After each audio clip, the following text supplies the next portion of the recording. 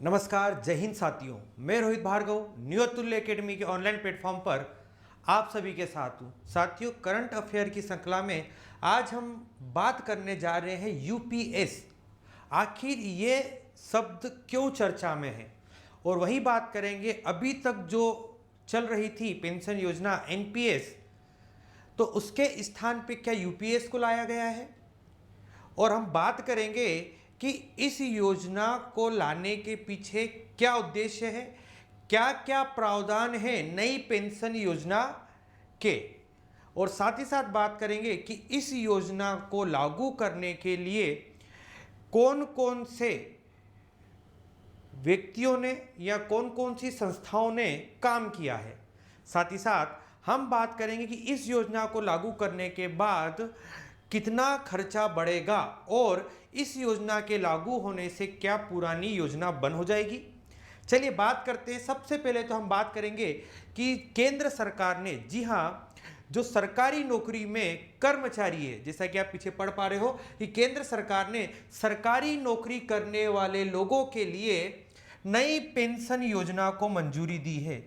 किसके लिए भाई? ये जो कहां पर काम कर रहे हैं, सरकारी नौकरी, जो सरकारी नौकरी में काम कर रहे हैं उनके लिए नई पेंशन योजना को मंजूरी दी है, जिसका नाम है यूपीएस।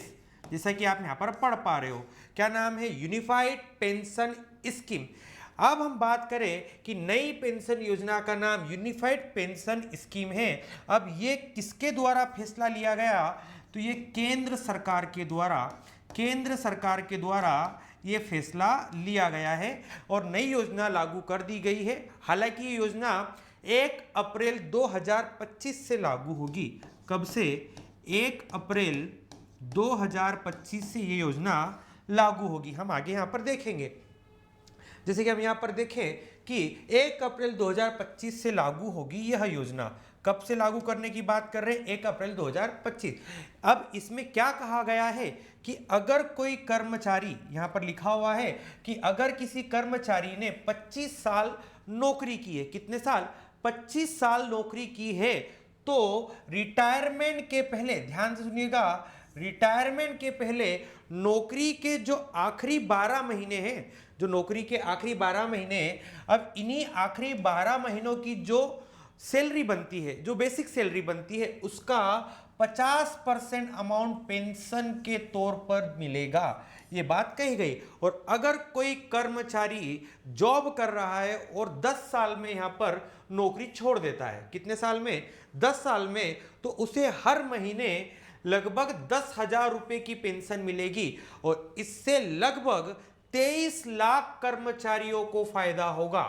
और यह योजना लागू की जाएगी, मैंने अभी आपसे कहा था, 1 अप्रैल 2025 से यह योजना लागू होगी।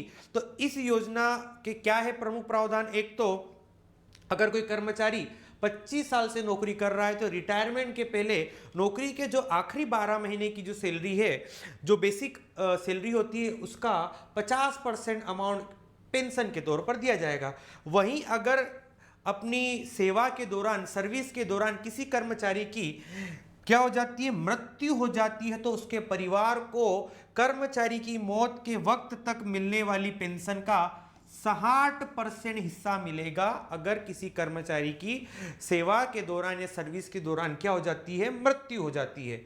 और यहीं पर हम देखेंगे कि यूपीएस के क्या क्या प्रावधान है, एक एक करके हम यहां पर समझते। पहला, सुनिश्चित पेंशन।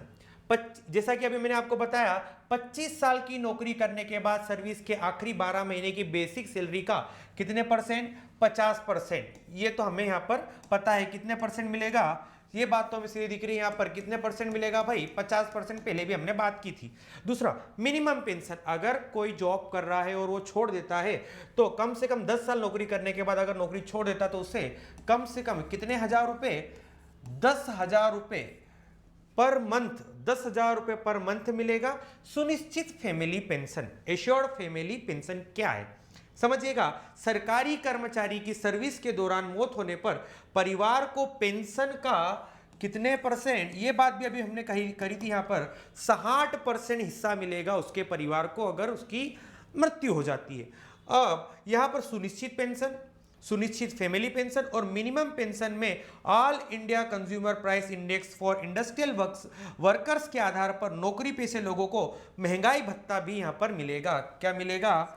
महंगाई भत्ता भी यहां पर दिए जाने की बात की है। ठीक है, तो यूपीएस के 3 प्रावधान तो यहां पर हमें स्पष्ट रूप से दिखाए जा रहे हैं, सुनिश्चित पेंशन, मिनिमम पेंशन और सुनिश्चित फैमिली पेंशन। ये 3 बातें हमने यहां पर यूपीएस की देखी है। अब हम आगे बात करें कि एनपीएस या यूपीएस में से एक स्कीम चुन सकेंगे कर्मचारी। अब कर्मचारी दोनों में से कोई एक योजना का लाभ ले सके। अब सरकारी कर्मचारी, ध्यान से सुनिएगा, सरकारी कर्मचारी यहां पर नेशनल पेंशन स्कीम और जो नई आई है यूनिफाइड पेंशन स्कीम में से किसी एक को चुनने का ऑप्शन भी होगा। अभी तक भाई अगर यहां पर जो कर्मचारी है दोनों में से एनपीएस या यूपीएस में से कोई एक चुन सकेंगे। और अगर राज्य सरकार भी कर्मचारियों को ध्यान से सुनना, यहां पर केंद्र सरकार की बात नहीं हो रही है, राज्य सरकार भी कर्मचारियों को यूपीएस स्कीम के हिसाब से पेंशन दे तो लगभग 90 लाख लोगों को इसका फायदा मिलेगा। वहीं केंद्र सरकार के ऐसे कर्मचारी जो अभी तक एनपीएस का फायदा ले रहे हैं उन्हें भी पेंशन स्कीम बदलने का ऑप्शन दिया जाएगा। यानी जो अभी तक एनपीएस का लाभ ले रहे थे वो अब इसे बदलकर यूपीएस का लाभ ले सकते हैं। अब हम यह बात करेंगे कि यहां पर किस मंत्री के द्वारा यहां पर घोषणा की जाती है। तो आप सभी को पता है यहां पर केंद्रीय मंत्री अश्विनी वैष्णव। जी हां, तो पहली बात तो इस योजना के बाद सरकारी खर्च 6,250 करोड़ रुपए तक बढ़ेगा। और केंद्रीय कैबिनेट मंत्री अश्विनी वैष्णव ने बताया कि इस स्कीम के बाद एरियर्स पर लगभग 800 करोड़ रुपए खर्च होंगे और स्कीम लागू होने के बाद पहले साल में सरकार का खर्च लगभग कितना 6,250 करोड़ रुपए तक बढ़ जाएगा। ये बात कही है केंद्रीय मंत्री अश्विनी वैष्णव के द्वारा। अश्विनी वैष्णव ने कहा कि RBI reserve bank of India और वर्ल्ड बैंक, यानी यहां पर दोनों की बात हो रही है, यहां पर वर्ल्ड बैंक और आरबीआई से की लगभग यहां पर 100 से ज्यादा बैठकें होती है। कितनी? 100 से ज्यादा बैठकों के बाद इस पेंशन योजना का फाइनल ड्राफ्ट तैयार किया गया। जी हां, आप बात यहां पर हो रही है रिजर्व बैंक ऑफ इंडिया और वर्ल्ड बैंक के लगभग यहां से 100 से ज्यादा बैठकें हुई और इन बैठकों में डिसीजन लिया गया, अंतिम रूप से ड्राफ्ट बनाया गया। और उन्होंने कहा कि प्रधानमंत्री मोदी ने योजना तैयार करने के लिए एक्सपर्ट कमेटी बनाई थी और इस कमेटी के अध्यक्ष फाइनेंस सेक्रेटरी टीवी सोमनाथ को बनाया था। तो यहां पर कुछ संस्थाओं ने भी भूमिका निभाई इसको लागू करने में और एक कमेटी बनी थी और उस कमेटी के यहाँ पर प्रेसिडेंट बने थे टीवी सोमनाथ। और यहाँ पर खर्चा पहले साल लगभग 6,250 करोड़ रुपए तक बढ़ जाएगा। ठीक है, तो साथियों यहाँ पर हमने बात की है यूपीएस की। किसकी बात की है? यूपीएस की। तो उम्मीद करता हूँ आप लोगों को ये वीडियो अच्छा लगा होगा, जानकारी समझ में आई होगी। इसी तरह आप जो नए नए अपडेट हैं तो नए नए अपडेट आप तक पहुँचे, आप इसे आसानी से समझ सकें तो आप बने रहिए न्यू तुल्य एकेडमी के चैनल के साथ और लगातार ऐसे ही यहाँ पर वीडियो आप देखते रहिए और अपनी तैयारी को मजबूत करते रहिए। मिलते हैं अगले सेशन में साथियों, तब तक के लिए जय हिंद, जय भारत।